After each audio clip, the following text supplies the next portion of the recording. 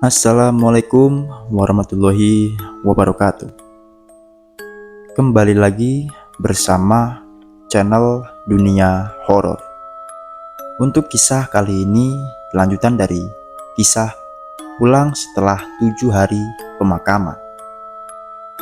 Untuk cerita ini saya singkat biar nggak terlalu panjang ceritanya. Jadi sebelum menonton video ini, jangan lupa untuk klik tombol subscribe dan nyalakan tombol loncengnya agar tidak ketinggalan cerita selanjutnya. Kita simak ceritanya.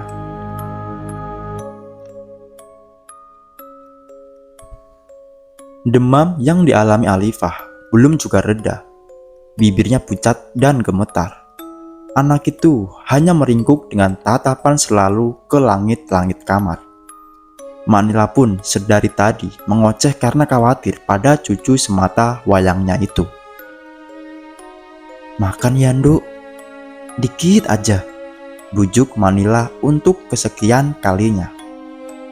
"Mau sama ibu," lirik Alifah. Akibat panas yang cukup tinggi, air mata terus mengalir keluar dari kedua sudut matanya. "Alifah, Bapak suapin ya, Nak." Karyo ikut membujuk. "Ini sudah malam hari dan sebentar lagi akan diadakan takziah di malam kedua kepergian Asita. Mak Nila dan Karyo belum ada persiapan apapun. Yani dan Mayuti sudah pulang sedari tadi. Paling tetangga kanan kiri yang akan membantu Mak Nila untuk menggelar karpet dan juga menyediakan minuman." "Pak," seru Alifah. "Iya, Nak, mau apa?" tanya Karyo sambil mengelus pucuk kepala anaknya. "Kapan ibu pulang?" Karyo mengembuskan napas dalam-dalam seraya melirik ibunya.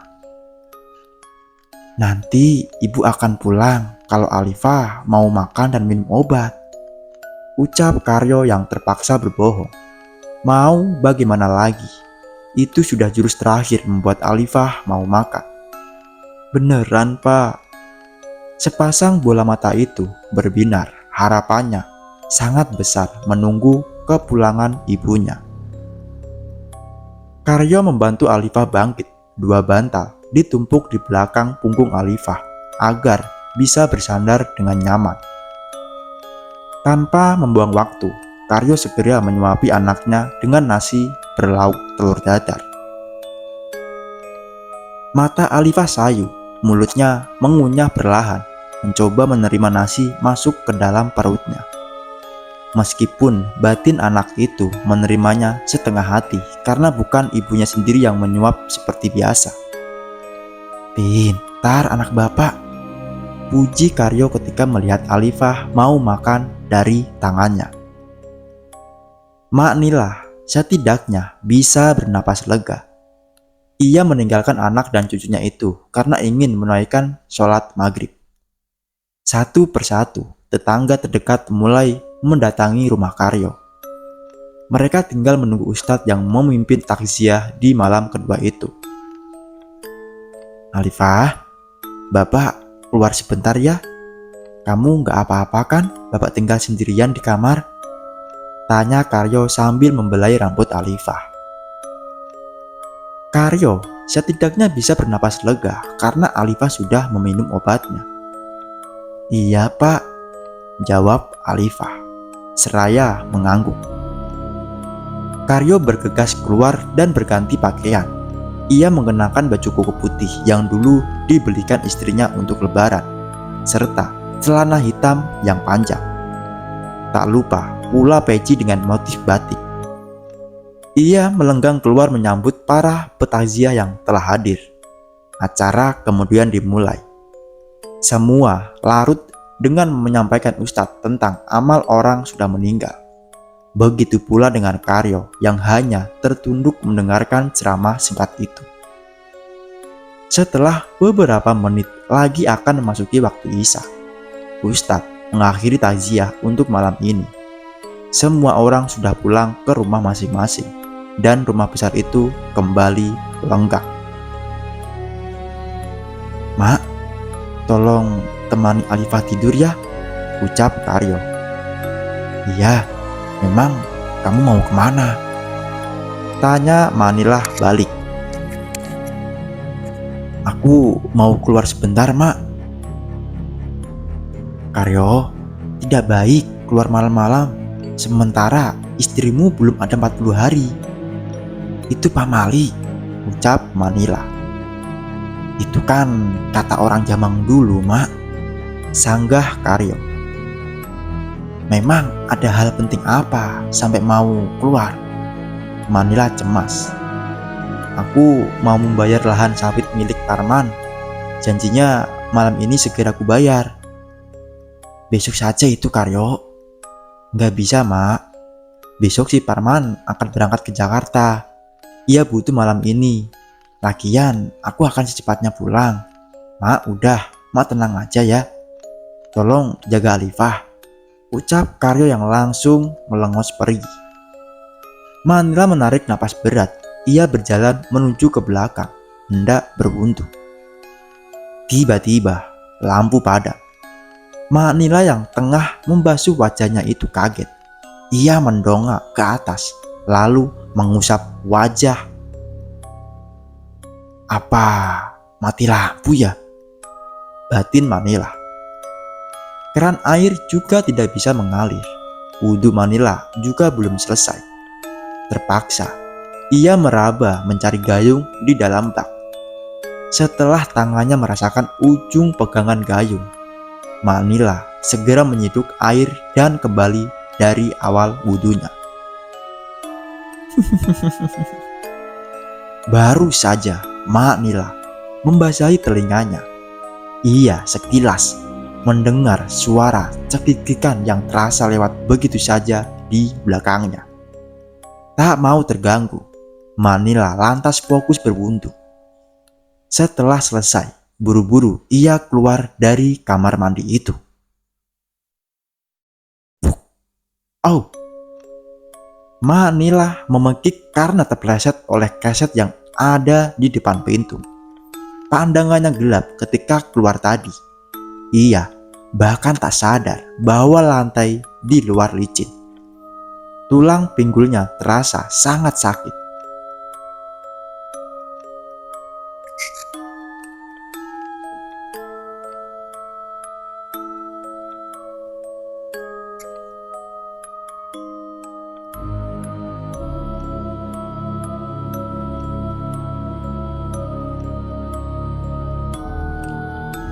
Mengusap-usap bagian yang sakit itu sambil meringis. "Tolong, Alifah," panggil Manila. Sementara di kamar, Alifah ketakutan karena lampu di kamarnya juga padam. Pandangannya gelap. "Nenek, Bapak," seru anak itu ketakutan. "Alifah." Tiba-tiba terdengar suara Asita memanggil Alifah dengan nada lembut. "Ibu." Mata Alifah berbinar. "Ibu di mana? Alifah takut, Bu," ucap Alifah lagi dengan menggedarkan pandangannya yang terbatas. Sorot mata Alifah beralih pada pojokan kamar. Anak itu menyipit karena melihat bayangan putih yang bergerak-gerak seperti sedang melambaikan tangan ke arahnya. "Ibu," seru Alifah. Alifah beringsut turun dari ranjangnya. Ia berjalan tertatih mendekati bayangan putih tersebut. Ketika semakin dekat, tangan Alifah mengulur sambil meraba-raba. Antara senang dan takut menjadi satu. Semakin Alifah mendekat, makin kentara aroma anyir yang menusuk rongga hidungnya. Lampu kembali menyala. Langkah Alifah tercekat karena di hadapannya tidak ada siapapun kecuali tirai jendela. Raut wajah Alifah kembali berubah kecewa. "Ibu." Alifah sambil tertungguk menangis. Ia menangkup wajahnya sendiri. "Ibu di mana? Alifah kangen, Bu."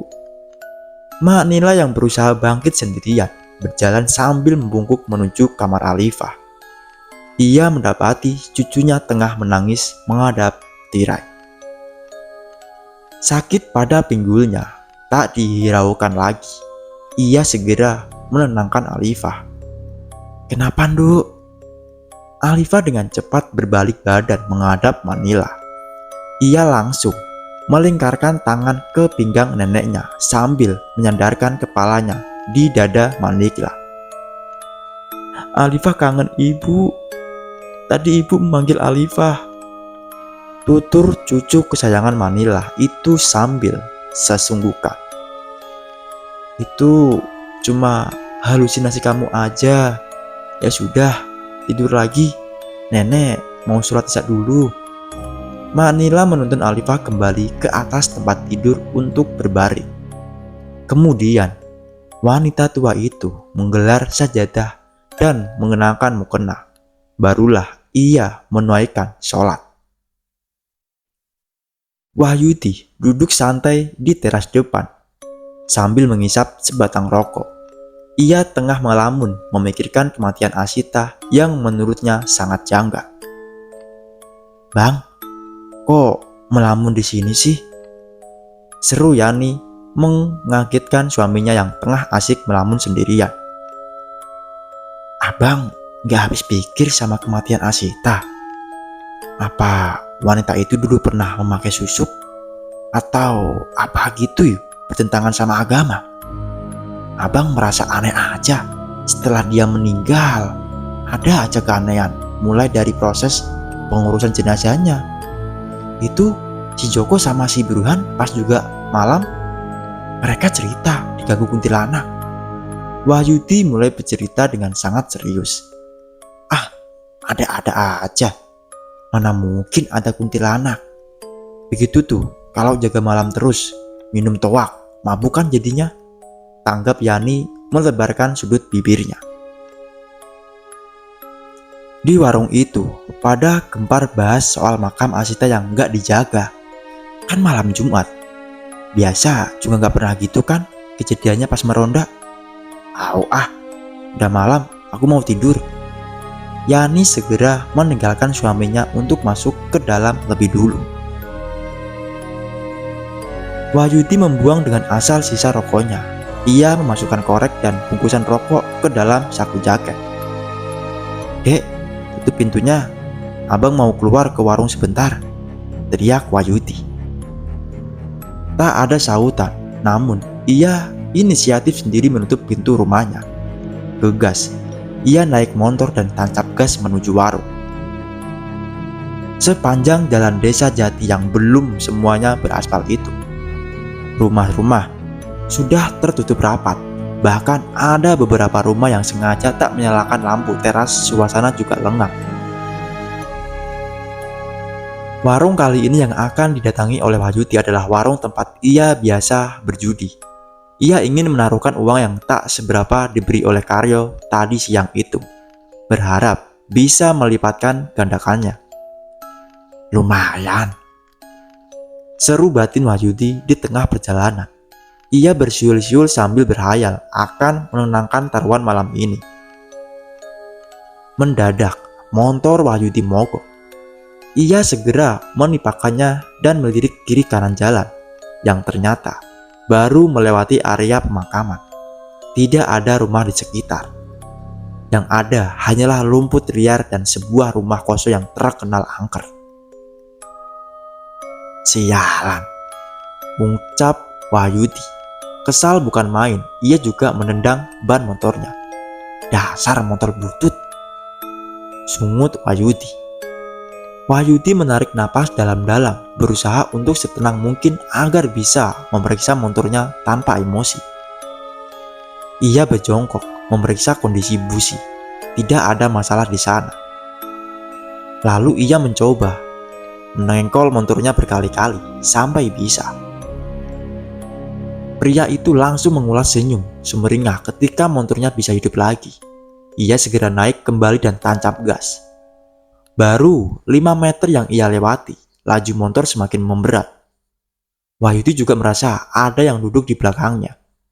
Ia menoleh ke belakang dan membulatkan matanya. Ternyata sesosok menyeramkan tanpa ekspresi duduk menyamping di boncengnya. Ah, Wahyudi berteriak kencang. Motor yang ia lanjutkan tak terkendali hingga terperosok masuk ke dalam parit. Buk! Aduh! Pegik Wahyudi yang sudah terjungkal. Kaki kanannya terhimpit bersamaan dengan lengan yang tersandar di sisi parit.